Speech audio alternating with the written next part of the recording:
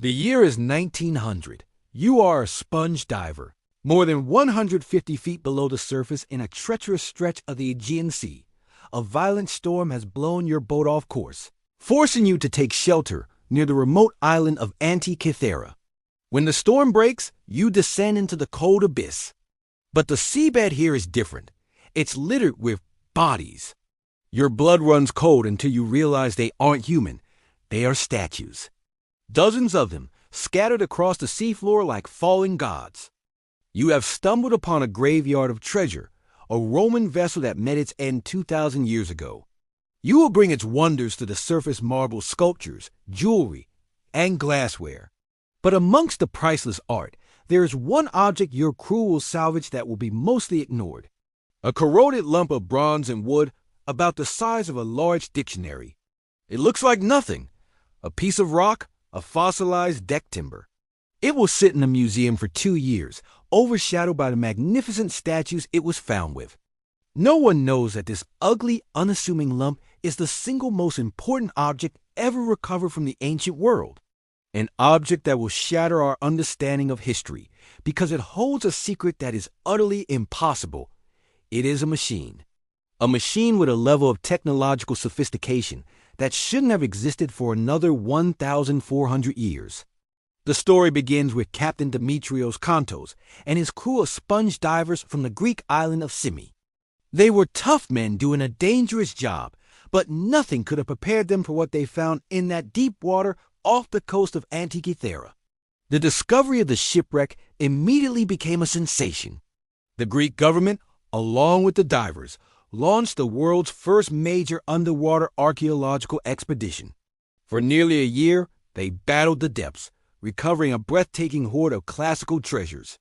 They found the magnificent Antikythera philosopher, a bronze statue of stunning realism.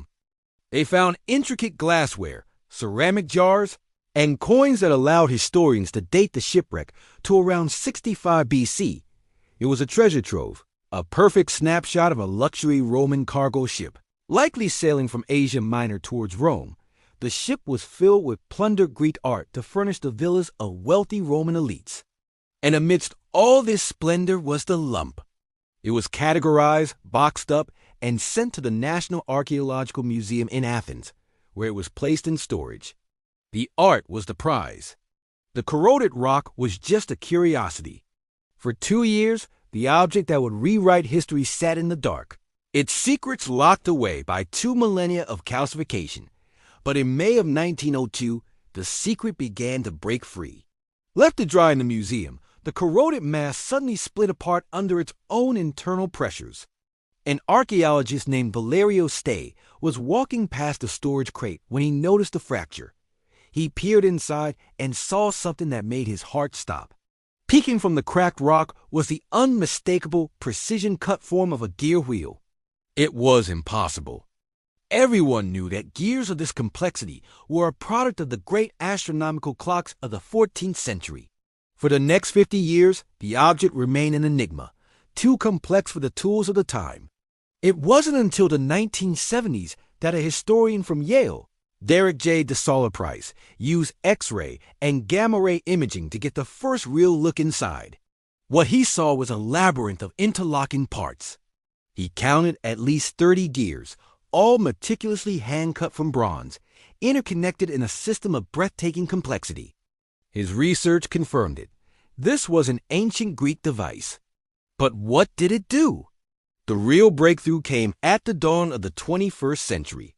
An international team of scientists subjected the fragments to cutting-edge technology, high-resolution X-ray tomography, and advanced digital imaging. For the first time, they could see through the corrosion. They could read the faint inscriptions, count every single gear tooth, and digitally reconstruct the machine in its entirety. And the truth of its purpose was more staggering than anyone had ever imagined. This was not just a simple clock or calendar. The Antikythera mechanism was a portable mechanical cosmos. It was an astronomical computer of almost unbelievable genius. On the front, a single crank controlled everything. Turning it would move a series of pointers on a large dial that tracked the heavens. This dial showed the 365-day Egyptian calendar, corrected for a leap year, and the positions of the sun and the moon against the backdrop of the zodiac. But it went deeper. The ancient Greeks knew the moon's orbit was irregular. It speeds up and slows down. The creator of this device had modeled that irregularity using a brilliant pin and slot mechanism, a feature so advanced it doesn't reappear in history until the 19th century. The back of the device was even more astonishing. It had two large spiral dials. One was a 19-year lunar calendar, a complex cycle that reconciled the solar year with the lunar months. The other dial was an eclipse predictor. It could tell you not only when a solar or lunar eclipse was likely to happen, but what color the eclipse might be and what direction the shadow would travel across the Earth. It even had a smaller dial for tracking the dates of the ancient Olympic Games. This was a complete guide to the social and celestial world of the ancient Greeks, all packed into a wooden box the size of a shoebox. The revelation of what the machine could do led to an even bigger question. Who could have possibly made it? The level of astronomical knowledge and mechanical engineering was light years ahead of anything that was thought to exist. The prime suspect is the greatest mind of antiquity, Archimedes. The Roman statesman Cicero wrote about seeing a similar bronze device built by Archimedes that modeled the heavens. It was believed to be a legend, a tall tale. The Antikythera mechanism proves it was real. While Archimedes himself was killed decades before the ship sank, the device is believed to come from a tradition of gear-making that he started. This raises the most profound and unsettling question of all. If the ancient Greeks had this technology in 65 BC, where did it go?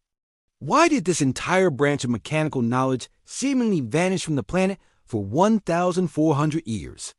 The Antikythera mechanism is proof of a lost history, a technological path that was abandoned. The decline of the Roman Empire, the burning of the Library of Alexandria, these weren't just geopolitical events. They were catastrophic resets for human knowledge. Complex gear trains, which could have led to industrial machinery and advanced navigation, were replaced by centuries of simpler technologies. We had to reinvent a level of engineering that the Greeks had already mastered. This one object proves that the Dark Ages were, in some ways, far darker than we ever knew. It makes you wonder, what if this knowledge had never been lost? What kind of world will we live in today? Today, the fragments of the Antikythera mechanism are the greatest treasure in the National Archaeological Museum in Athens. It is more than just an ancient artifact. It is a monument to the staggering power of the human mind. It is a direct connection to the genius of a forgotten world, proof that their minds were every bit as complex and capable as our own. They were not just thinkers and poets, they were engineers of the highest order. There is a final, beautiful irony to its story. The shipwreck was a tragedy that claimed the lives of its crew, but it was a miracle for history. If that ship had made it safely to Rome, the mechanism would have been used by its wealthy owner, eventually breaking down. Its bronze would have been melted down for coins or weapons. Its existence would be nothing more than a cryptic passage in a letter from Cicero. Its violent death in the depths of the Aegean was its salvation. The sea that took it from the world is the very reason we have it today. It is a ghost from a future that never happened, a silent testament to the genius that was lost, and a humbling reminder of the secrets still waiting to be discovered in the darkness of the deep. The Antikythera shipwreck preserved a piece of technology thought impossible. But what about the knowledge that couldn't be preserved in bronze? If you were astonished by the story of this lost machine, wait until you learn the true story of what was lost in the flames of the great Library of Alexandria.